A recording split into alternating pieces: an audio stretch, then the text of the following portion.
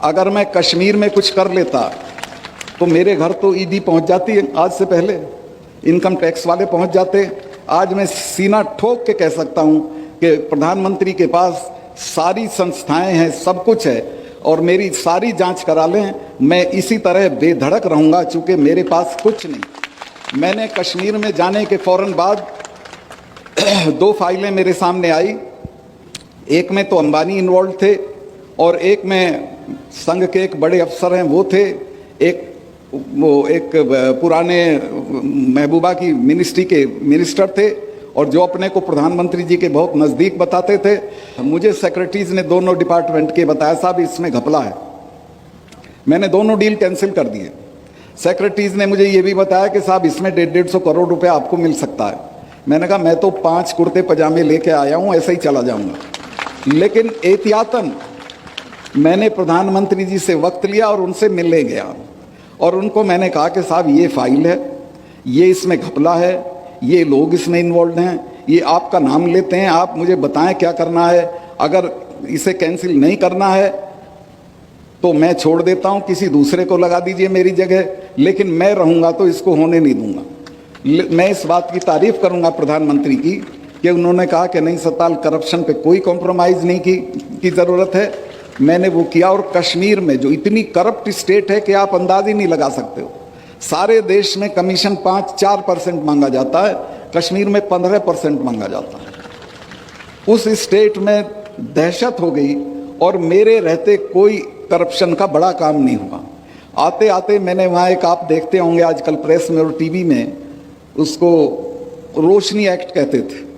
फारूक अब्दुल्ला वो एक्ट लाए थे कि ये सरकारी ज़मीनें हैं, इनको हम ठीक ठाक दाम पे दे देंगे और इससे जो रुपया मिलेगा उससे बिजली की हालत सुधारेंगे।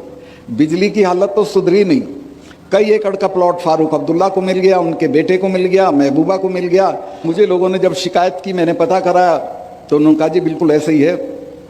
मैंने वो सारा कैंसिल कर दिया और उसकी जांच बिठा दी। अब वो वहाँ जांच भी सरकारी संस्थाएं करती हैं, वो भी डरते हैं कि कल कोई आ जाएंगे। तो वहाँ बहुत अच्छी एक लेडी जज चली गई थी, तो मैं उन लोगों को कहा कि तुम जज साहब के पास चले जाओ। तो वो हाई कोर्ट में चले गए और मिसेज मित्तल करके, मिसेज नीति शादी नहीं हुई थी, इनकी मित्तल थी, उन्होंने ये पूरा मामला CBI को पकड़ा दिया। अब सब नेताओं के बंगले कैंसिल हो गए, सब की ज़मीनें कैंसिल हो गई हैं। और मैंने चीफ उसको अपने कमिश्नर को कहा जम्मू के कि जम्मू के आसपास जितनी सरकारी ज़मीनें हैं उसका सर्वे करो। उसने मुझे बताया साहब ये तो बहुत ज़मीन पड़ी है खाली, लेकिन ये तो आपके हटते ही कब्जा कर लेंगे लोग इस पर। मैं क्यों? कहने लगे महबूबा के आदमी को तो देर ही नहीं लगती कब्जा करने में, वो तो एक खूंटा गाड़ के भैंस बांध देता है और कहता मेरी ज़मीन है। ऐसे ही ये कर लेगा फारूक अब्दुल्ला। तो मैंने कहा क्या करूं? कहने लगे साहब इसको कर दो। मैं कहा मैं इसको बांटने का नहीं हूं, ना मैं इसको बेचने का हूं। आप एक काम करो, मेरे यहाँ 3 कोर हैं आर्मी की, 3 लेफ्टिनेंट जनरल पढ़ते थे कश्मीर के, इन तीनों को बुला के उन सबों को ये ज़मीन दे दो। मैंने वो सारी ज़मीन फौज को बंटवा दी, बची हुई पुलिस के क्वार्टर बनवाने के लिए दे दी। आज 1 इंच ज़मीन ऐसी नहीं है जिस पे कोई कब्जा कर ले या उसे खा जाए। ये करीब करीब सब जगह हालत है देश की।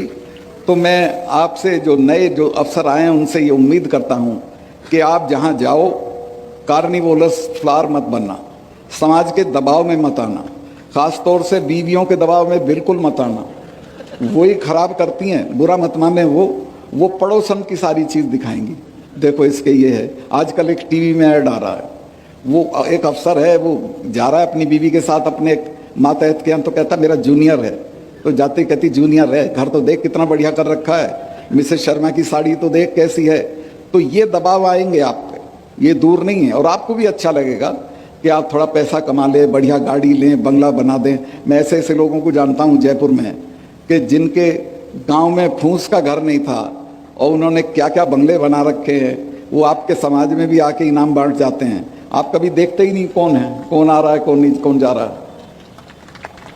तो मैं ये निवेदन करना चाहता हूं कि समाज को निष्कलंक रखिए, अपनी सेवा को निष्कलंक रखिए, खुद को निष्कलंक रखिए, तो आप किसी से भी लड़ सकते हैं।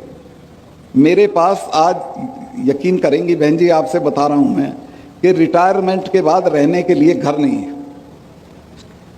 सरकार कोई अलॉट कर देगी तो चला जाऊंगा, लेकिन मुझे इस बात की फिक्र नहीं है कि मेरे पे घर नहीं है। मैं जहाँ रहता था वो 1.5 कमरे का मकान था। जो भी चौधरी साहिबान मिलने आते थे, खासतौर से राजस्थान वालों पे तो बहुत पैसा है, वो देख के अरे 1.5 कमरे के मकान में रह रहा है, ये मिनिस्टर रह लिया, MP रह लिया, MLA रह लिया, क्या चीज़ है। और वो मुझे तिरस्कार की निगाह से देख के चले आते थे।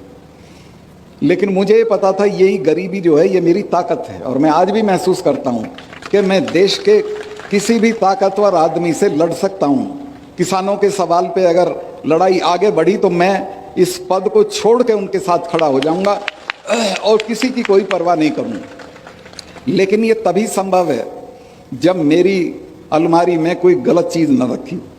ये मैं श्योर हूँ, ये मैं आश्वस्त हूँ, ये मैं जानता हूँ कि मैंने कोई भी गलत काम, यहाँ भी मेरे 2 एक रिश्तेदार बैठे हैं इस सभा में, वो गए कश्मीर भी गए थे, वो लोग बड़े बड़े प्रपोजल्स लेके जाते थे, मैंने किसी की फली नहीं फोड़ी, कुछ नहीं किया और मैंने कहा कि जेल मुझे काटनी है कि आपको काटनी है, ये अपना घर ले जाओ, सारी दुनिया पड़ी वहाँ कर लो, मैं कुछ नहीं करूँगा।